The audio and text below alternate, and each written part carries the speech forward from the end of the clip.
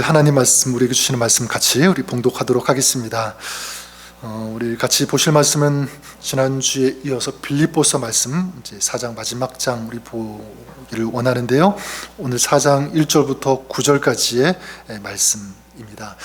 빌립보서 4장 1절을 제가 읽고 우리 9절까지 저와 여러분들이 한 절씩 교독하도록 하겠습니다.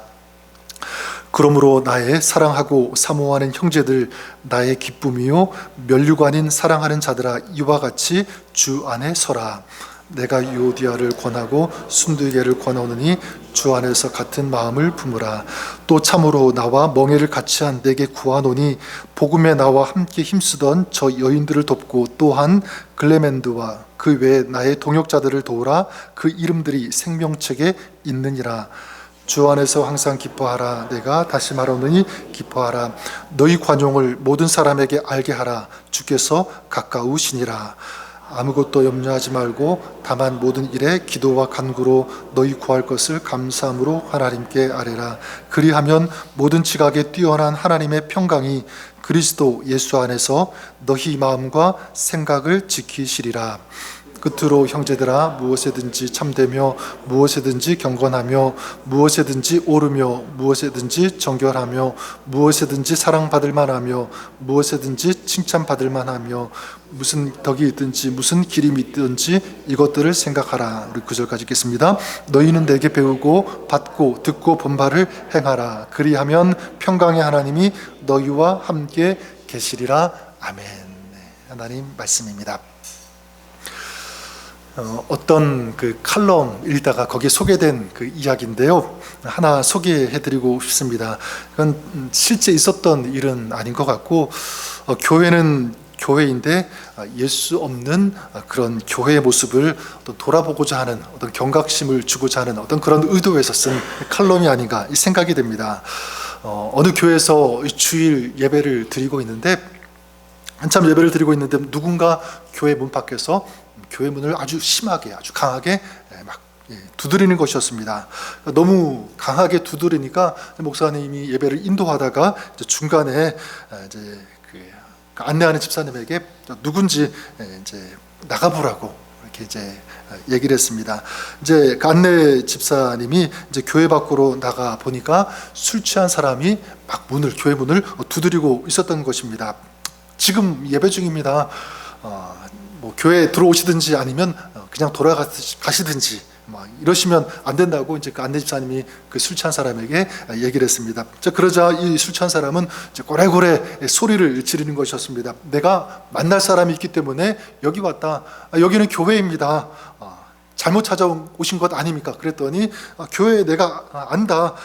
내가 만날 사람이 있어서 왔다. 그 만날 사람이 누구십니까? 이렇게 물어보았더니 예수라는 사람을 만나고 싶다.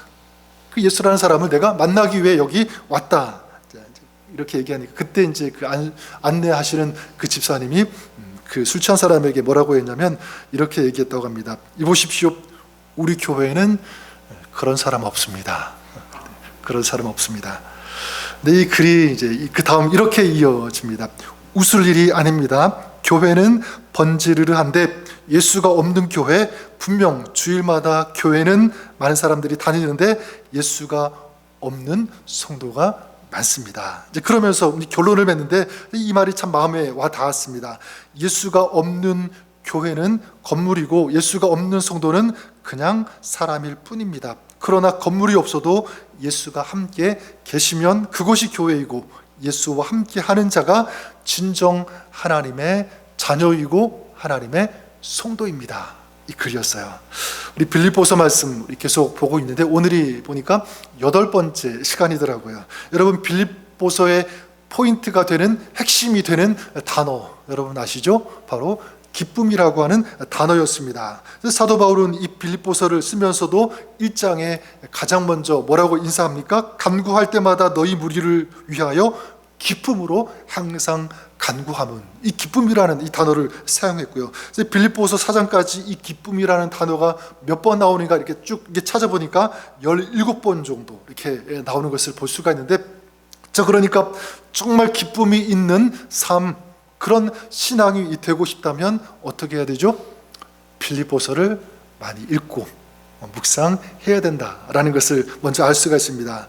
오늘 그 읽은 4절 말씀에도 그 비슷한 말씀이 나오는데 뭐라고 말씀하냐면 주 안에서 항상 어떻게 하라? 기뻐하라. 내가 다시 말하노니 어떻게 해요? 기뻐하라라고 말씀하고 있습니다. 자, 이것은 주 안에서 기뻐하라라고 하는 명령도 될 수 있지만 제가 볼 때는 주 안에서 기뻐하라, 이건 기뻐할 수 있는 이유가 무엇인지, 기뻐할 수 있는 그 근거가 무엇인지를 말씀하는 것 같아요. 여러분, 누구 안에 있을 때 기뻐할 수 있습니까? 주님 안에 있을 때 기뻐할 수 있다. 처음에 그 예수 없는 그 교회 이야기를 나눴는데, 예수님이 없는 교회는 진정한 의미에서 교회라고 할 수 없다, 이거 아닙니까? 저는 이 오늘 읽은 말씀 같은 맥락에서 이해하고 싶어요. 여러분, 기쁨도 그런 것 같아요. 예수님이 없는 마음에는 무엇이 없다? 기쁨이 없다, 이렇게 말씀드리고 싶어요. 예수님이 없는 교회 마찬가지죠. 그 교회 공동체 안에 예수님이 없는 어떤 그 무리 안에 또한 뭐가 없다? 기쁨이 없다, 이렇게 말씀드릴 수 있는 것입니다. 전 여러분들을 축복합니다.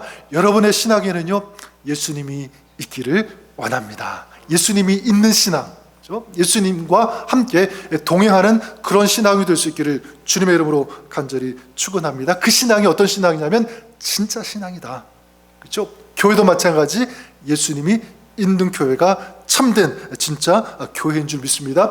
그런 예수님이 있는 신앙 안에 또 예수님이 계시는 그 공동체 교회 안에 뭐가 있다면 바로 기쁨이 있다라는 것을 우리가 알 수 있습니다. 자, 그러면 주 안에서 기뻐하라 이렇게 말씀하고 있는데, 주님 안에 있을 때 기뻐할 수 있는데, 그러면 주님 안에 있다는 것은 무엇인가 질문할 수가 있죠. 자, 주님 안에서 기뻐하라, 이 말씀, 자, 이 4절 말씀을 이해하기 위해서는요, 먼저 오늘 읽은 1절 말씀을 이해해야 된다고 생각해요. 1절 말씀, 우리 다시 한 번만 1절 말씀 같이 읽어보도록 하겠습니다. 1절 읽겠습니다. 시작. 그러므로 나의 사랑하고 사모하는 형제들, 나의 기쁨이요 멸류가 아닌 사랑하는 자들아, 이와 같이 주 안에 서라. 마지막에 뭐라고 말씀하고 있죠? 주 안에 어떻게 하라고요? 서라. 주 안에 서라. 이 우리말 번역에는 그냥 주 안에 서라 이렇게 간단하게 말씀하고 있지만, 이 원문으로 보면 스테코라고 하는 그 단어를 사용해요. 이거는 그냥 서는 것이 아니라 아주 굳게, 굳건히 서라라고 하는 아주 그런 강한 의미가 담겨 있습니다. 자, 그러니까 기쁨의 비결이 무엇이냐면 바로 주 안에 어떻게 하는 거요? 굳게 서는 것. 이것이 이 기쁨의 비결. 자, 그러면 주 안에 굳게 서는 것이 항상 이 기뻐하는 삶의 조건이라면, 그러면 또다시 이 주 안에 선다는 것은 무엇인가라는 거예요. 항상 기뻐하는 삶을 살기 위해서 우리가 굳게 붙잡아야 될 이 원리, 이 삶의 원리가 있는데, 또 오늘 우리가 읽은 이 말씀 속에서 세 가지 원리를 좀 발견할 수 있다고 생각해요. 이것이 바로 주님 안에 굳게 서는 것이다 라고 할 수 있는 것. 첫 번째가 뭐냐면 바로 주님과 같은 마음을 품는 것, 이렇게 말씀드리고 싶어요. 누구의 마음을? 주님의 마음, 주님과 같은 마음을 품는 것. 한번 여러분들에게 이렇게 질문 한번 드려보겠습니다. 여러분, 살아가시면서 기쁨을 잃어버리는 가장 큰 원인이 있다면 여러분 무엇입니까? 기쁨을 잃어버리고 그래서 낭망하고 실망하고 마음이 우울하고 초조하게 되는 가장 큰 이유 하나를 꼽으라면 여러분 무엇을 꼽을 수 있겠습니까? 어떤 분들은 재정이 마이너스가 되는 것, 사업이 잘 풀리지 않는 것, 아니면 자녀가 대학교에 들어가지 못하고 취직이 안 되고 결혼 못하고 이런 것들, 물론 그럴 수가 있는데, 근데 여러분 많은 경우에 기쁨의 삶을 위협하는 가장 큰 적은 무엇이냐면 사람이라고 생각해요. 사람 때문에. 예를 든다면 사랑했던 사람, 아니면 늘 나와 가까이 했던 그런 사람들이 원수처럼 느껴질 때, 그럴 때 잃어버리는 것이 무엇이냐면 기쁨이라고 할 수 있습니다. 요즘 그 황혼 이혼이 아주 급증한다고 하죠. 어제도 그 차 타고 다니면서 그런 얘기가 나왔던 것 같아요. 요즘 뭐 결혼하면 또 쉽게 이혼하기도 하고, 환혼 막 50년을 같이 살았는데 이혼하는 그런 사람들이 많이 생긴다고 합니다. 그 이유가 무엇인가? 결국 이거 같아요. 믿지 못하니까, 도저히 같이 하는 것 감당하지 못하니까 실망하게 되고 기쁨을 잃어버리니까 라는 것입니다. 그래서 그 기쁨을 잃어버린 자의 그 자리에 자꾸 뭐가 찾아오는 거죠? 이제 실망, 그리고 분노, 미움, 이런 것들이 가득 차는 거예요. 결국 갈라지게 되는 거죠. 오늘 말씀 보니까 이 빌립보 교인들 사이에도 이런 갈등이 있었던 것 같아요. 2절에 보시면 이렇게 말씀합니다. 내가 유오디아를 권하고 순두개를 권하노니. 유오디아를 권한다, 순두개를 권한다.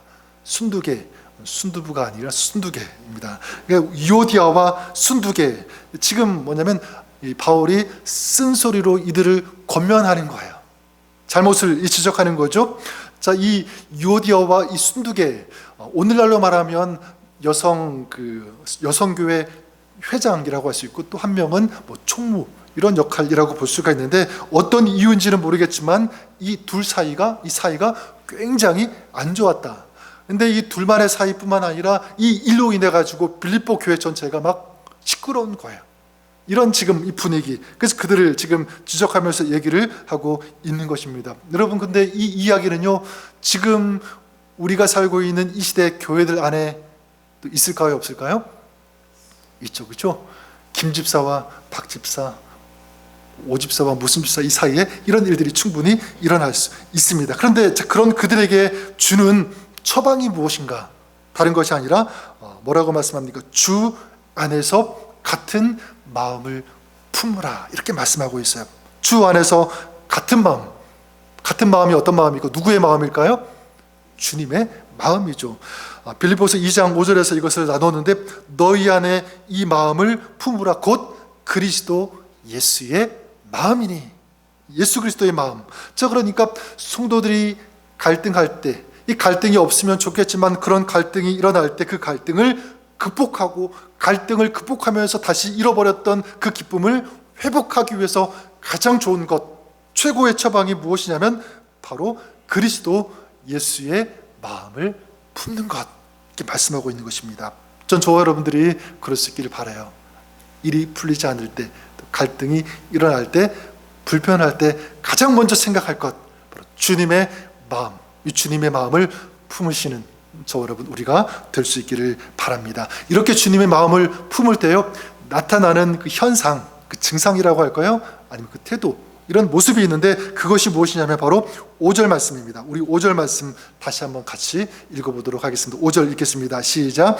너희 관용을 모든 사람에게 알게 하라. 주께서 가까우시니라. 자, 뭐를 모든 사람에게 알게 하라, 이렇게 말씀하고 있죠. 관용이 어떤 뜻이냐면 너그럽다, 아니면 부드럽다, 이런 뜻이 있는데, 헬라어로 보니까 에피에이케스라고 하는 그런 단어를 사용해요. 에피에이케스, 여기에는 어떤 의미가 있냐면 두 가지 의미가 있습니다. 하나는 뭐냐면 허물을 덮어주는 것, 이게 에피에이케스, 관용.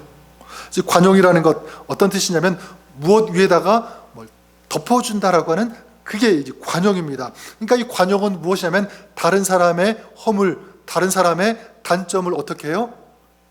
끄집어내고 이렇게 드러내는 것이 아니라, 그것이 보일 때 어떻게 보이지 않도록 덮어주는 것, 이게 뭐냐면 관용이다. 그러니까 갈등을 풀기 위해서 가장 좋은 방법은 그걸 자꾸 드러내는 것이 아니라 그걸 어떻게 하라는 거죠? 덮어줄 수 있어야 된다. 반대로 그 약점과 그런 실수와 이런 잘못들이 보일 때 그걸 덮지 못한다면, 이해하지 못한다면 싸움은 끝날까요, 안 끝날까요? 끝나지 않는다라는 것입니다. 너희 관용을 모든 사람에게 알게 하라. 그러면서 뒤에 보니까 뭐라고 말씀합니까? 주께서 가까우시니라. 주께서 가까우시니라. 뭘 말하고 있는 걸까요? 여러분, 관용을 알게 하라고 하면서 주께서 가깝다라고 하는 것, 뭐냐면 사실 참 이건 볼 때 두려운 마음이 아닐 수가 없어요. 우리가 나중에 주님 앞에 섰을 때 어떤 모습으로 주님 앞에 드러나는가, 이걸 말씀하고 있는 거죠. 어떤 모습으로 서게 됩니까? 두 가지죠. 한 가지는 관용이 있는 모습, 관용을 베푼 그런 삶의 모습. 또 한 가지는 뭐냐면 관용을 베풀지 않은, 관용이 없는 이런 모습으로 주님 앞에 서게 될 것이라는 것입니다. 그래서 주님께서 아마 이렇게 물어보실 것 같아요. 너는 살아갈 때, 신앙생활할 때 얼마나 관용을 베풀었니? 얼마나 다른 사람의 허물, 실수, 잘못들을 덮어주니 아니면 그 반대가 될 수 있겠죠.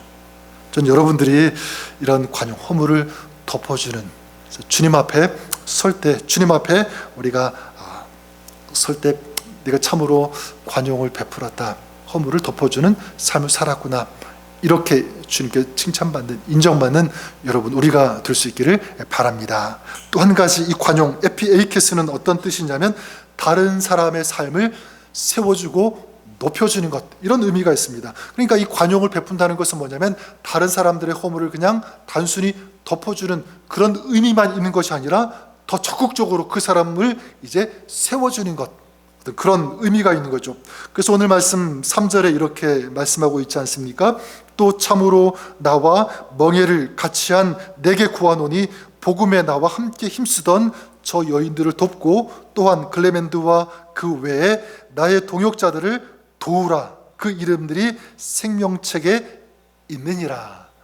여기 보니까 어떻게 하라, 어떤 단어가 계속 반복되고 있냐면요, 도우라라는 그런 단어, 이 명령어가 반복되고 있어요. 도우라. 그러니까 상대가 잘 설 수 있도록, 견고하게 일어설 수 있도록 어떻게 하라는 거죠? 도와야 된다. 도울 수 있어야 된다. 이게 뭐냐면 진정으로 관용을 베푸는 사람의 모습. 그럴 때 뭐가 올라오냐면 기쁨이 올라온다는 것. 이걸 말씀하고 있는 거예요.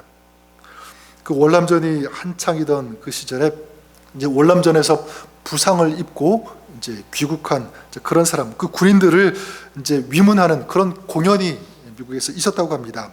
이 위문 공연 총책임자가 그 코미디언, 유명한 이 코미디언이라고 하는데 이 밥 호프라고 하는 코미디언이 있었는데, 이제 총책임자가 이 밥 호프에게 이제 좀 부탁을 하는 거예요.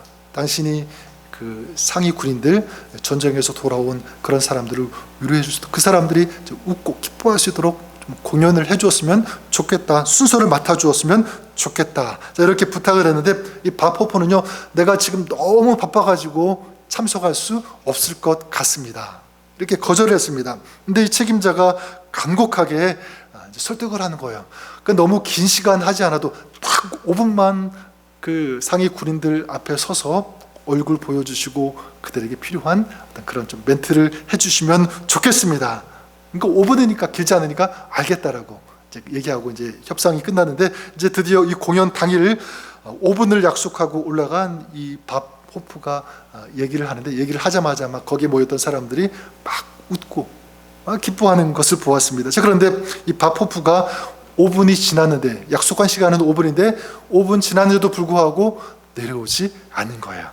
10분이 지나고 20분, 25분, 그리고 40분, 거의 1시간이 되어서 이 밥 호프가 그 무대에서 내려왔다고 합니다. 그리고 그 내려오는 그 밥 호프의 그 얼굴 보니까 그 눈에 눈물이 흐르고 있었다는 것을 이 책임자가 보게 된 거예요. 그래서 이 책임자가 우리 5분 약속했는데 어떻게 그렇게 오랫동안 공연을 해줄 수 있었습니까? 그리고 왜 눈물을 흘립니까? 이렇게 이제 질문을 했더니 이 밥 호프가 이렇게 대답했다고 합니다.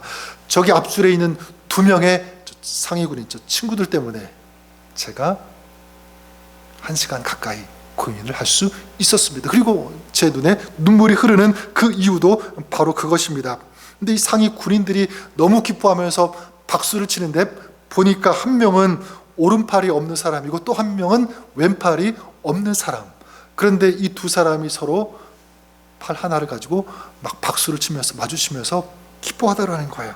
그 모습을 보는데 너무 감동이 되고 너무 마음속에 큰 기쁨이 올라와서 자기도 모르게 계속 공연을 하게 되었고, 그리고 눈물을 흘리게 되었다.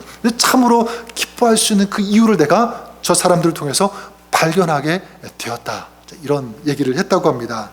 여러분, 그래요, 슬픔 많고 고통 많은 세상에서 기쁨을 발견할 수 있는 그 이유가 되는 것, 원동력이 되는 것이 무엇이냐면 그런 것 같아요. 서로 돕는 것, 서로 관용을 베풀어주는, 바로 이것이라고 믿습니다. 전 여러분들이 이렇게 서로 관용을 베풀어 줌으로 기쁨을 누리는 여러분의 삶이 될 수 있기를 주님의 이름으로 간절히 축원합니다.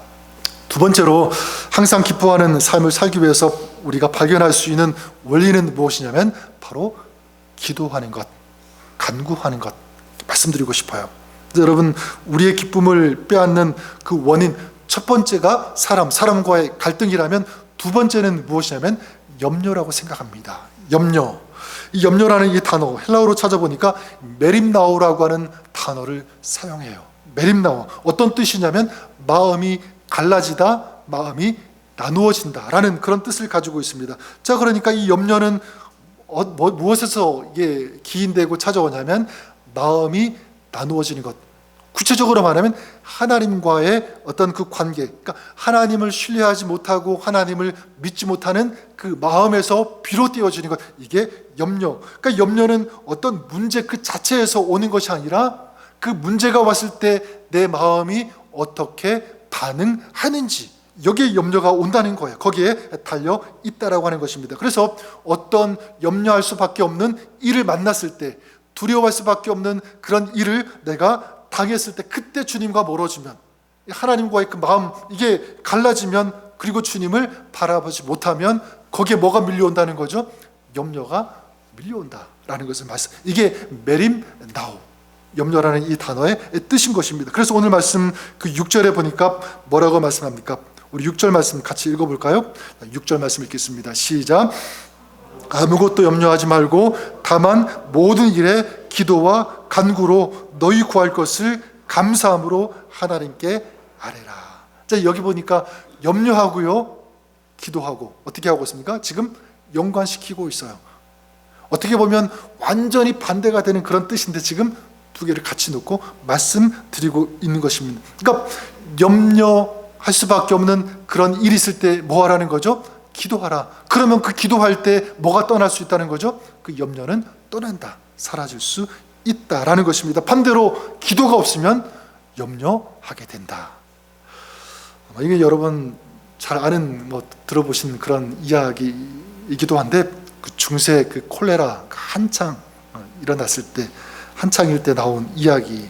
한 농부가 이제 마차를 타고 가는데 어떤 부인이 이 마차를 세우고 저기 보이는 성까지 자기를 좀 태워달라고 부탁을 한 거예요. 근데 그 부인의 그 분위기를 보니까 굉장히 이상했습니다. 이 부인이 좀 소름 끼치는 이상한 웃음을 띠고 있는 거예요. 웃음을 짓고 있었기 때문에. 그래서 이 농부가 이 부인에게 이제 물어봤습니다. 당신의 이름은 무엇입니까? 이렇게 물어보더니 이 부인이 뭐라고 하냐면, 나는 콜레라 여사라고 얘기합니다. 왜 제 마차에 탔습니까? 이렇게 물어봤더니 저기 성에 있는 사람들을 죽이러 가기 위해서 탔다라는 것입니다.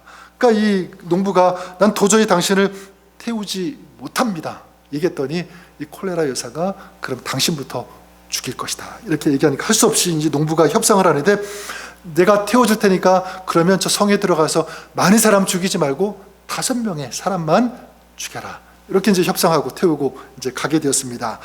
자, 그런데 성에 도착해 보니까 거기 그 성에 몇 명이 죽었냐면 벌써 1,000명이나 되는, 1,000명이 되는 그런 사람들이 죽어 있었던 거예요. 이제 이 농부가 이제 이 콜레라 부인에게 따진 거죠. 아니, 약속한 거 틀리지 않습니까? 아니, 5명만 죽이라고 했는데, 아니 1,000명이 죽었으면 어떻게 된 거냐고, 어떻게 그럴 수 있냐고 따졌더니 이제 이 콜레라 그 부인이 뭐라고 얘기했냐면, 나는 한 사람도 죽이지 않았어. 그럼 저 사람들은 뭡니까? 이 사람들은 내가 온다는 그 소식을 듣고 겁을 먹고 죽었어. 이렇게 얘기하더랍니다. 여러분, 이 이야기에서 여러분 어떤 메시지를 발견할 수 있죠? 염려가 얼마나 큰지, 그 염려 자체, 그게 사람을 죽일 수 있다는 것. 그래서 오늘 말씀 뭐라고 합니까? 그런 염려가 찾아올 때 뭐를 붙잡으라, 뭐를 하라고 말씀하고 있습니까? 기도하라. 그러니까 순서예요. 염려가 있을 때 먼저 붙잡아야 될 것, 먼저 해야 될 것이 기도다. 그러면 모든 지각에 뛰어난 하나님의 무엇이 평강이 그리스도 예수 안에서 너희 마음과 생각을 지킬 것이다. 그러니까 염려는요, 생각 가운데 파고드는 거잖아요. 우리 마음 가운데 밀려 들어오는 것. 근데 뭐가 그 염려와 그 근심, 그 걱정을 막을 수 있는가? 다른 것이 아니라 기도를 통해서, 기도하면 막을 수 있다, 이길 수 있다. 전 저와 여러분들이 그럴 수 있기를 바라요. 우리 염려가 밀려올 때마다 다른 것이 아니라 가장 먼저 기도를 붙잡고 기도를 선택하시는 여러분 될 수 있기를 바랍니다. 하나님을 바라보고, 자, 그러면 하나님의 평강이 우리의 마음, 우리의 생각을 지키시고 우리 가운데 하나님 주시는 은혜가 임하게 되는 줄 믿습니다. 이 두 번째고요. 세 번째, 이 기뻐하는 삶을 살기 위해서 세 번째는 뭐냐면 건전하고 밝은 생각을 하라. 바로 이것입니다. 건전하고 밝은 생각. 우리 8절 말씀 우리 다시 한번 같이 읽어보도록 하겠습니다. 8절 말씀 뭐라고 말씀하고 있는지 같이 읽겠습니다. 시작. 끝으로 형제들아, 무엇이든지 참되며 무엇이든지 경건하며 무엇이든지 옳으며 무엇이든지 정결하며 무엇이든지 사랑받을 만하며 무엇이든지 칭찬받을 만하며 무슨 덕이 있든지 무슨 기림이 있든지 이것들을 생각하라. 이제 여기 보니까 이런 것들을 쭉 열거하면서 어떻게 하라고 하죠? 이런 것들을 생각하라 라고 말씀하고 있습니다. 생각하라. 이 첫 번째고요. 9절에 보면 너희는 내게 배우고 받고 듣고 본 바를 행하라. 그리하면 평강의 하나님이 너희와 함께 계시리라. 그 다음에는 행하래요. 그러니까 생각하고 행하라 이거죠. 자, 그러니까 무엇을 생각하고 무엇을 하라는 거죠? 참된 것, 정결한 것, 옳은 것, 사랑받을 만한 것, 칭찬받을 만한 것. 그러니까 부정적인 것, 이렇게 하면 이렇게 되겠지, 자꾸 이렇게 좋지 않은 그런 것들을 생각하지 말고 칭찬받을 만한 것, 정결한 것, 깨끗한 것, 이런 것들을 계속 생각하라는 거죠. 그리고 그 생각한 대로 행하라. 바로 이것입니다. 그러니까 침울하고 우울하고 안 될 것 같고 자꾸 이런 쪽으로만 생각을 하는 것이 아니라 어떻게 해요? 좋은 생각, 밝은 생각. 자, 여러분, 사단은 그런 것 같아요. 자꾸 우리 마음을 지배하려고 하죠. 우리의 마음 가운데 사단의 이 진지를 구축하려고 하는 것이 사단의 공격 방법입니다. 그래서 이 생각을 붙잡으면, 생각을 다스리면 그 안에 자꾸 부정적인 것들이 들어오니까 그 사람의 인생은 망가지게 될 수밖에 없는 거예요. 그러니까 우리 마음속에 사단은 자꾸 이런 거짓된, 잘못된, 부정적인 이 진지를 구축하고 세우려고 한다는 거죠. 자, 이것을 이길 수 있는 가장 좋은 방법, 하나님은 그 능력을 우리에게 허락해 주셨는데 무엇입니까? 좋은 생각을 하라는 것입니다. 그 능력을 우리에게 주셨다고 믿습니다. 그럴 때 우리 안에 무엇이 찾아오냐면 기쁨, 평안, 그것을 지킬 수 있다라는 것입니다. 저는 그런 의미에서 이제 말씀을 정리하는데, 여러분, 다시 한번 말씀드리지만 다음 한 번 더 우리 이제 빌립보서를 나누겠지만, 저는 여러분 가운데 이 빌립보서의 주제처럼 기쁨, 그냥 기쁨이 아니라 참된 기쁨과 평안이 여러분 안에 가득 풍성하게 넘칠 수 있기를 주님의 이름으로 간절히 축원합니다. 그러게 오늘 우리가 본 이 세 가지 영적인 원리를 꼭 기억했으면 좋을 것 같아요. 세 가지가 무엇이었습니까? 주님의 마음을 품고 어떻게 해요? 관용을 베푸는 것. 두 번째가 무엇이었습니까? 기도하는 것, 간구하는 것. 그리고 마지막 세 번째, 부정적인 것을 생각하지 않고 긍정적인 것, 밝은 것, 이거를 생각하고 행하는 것.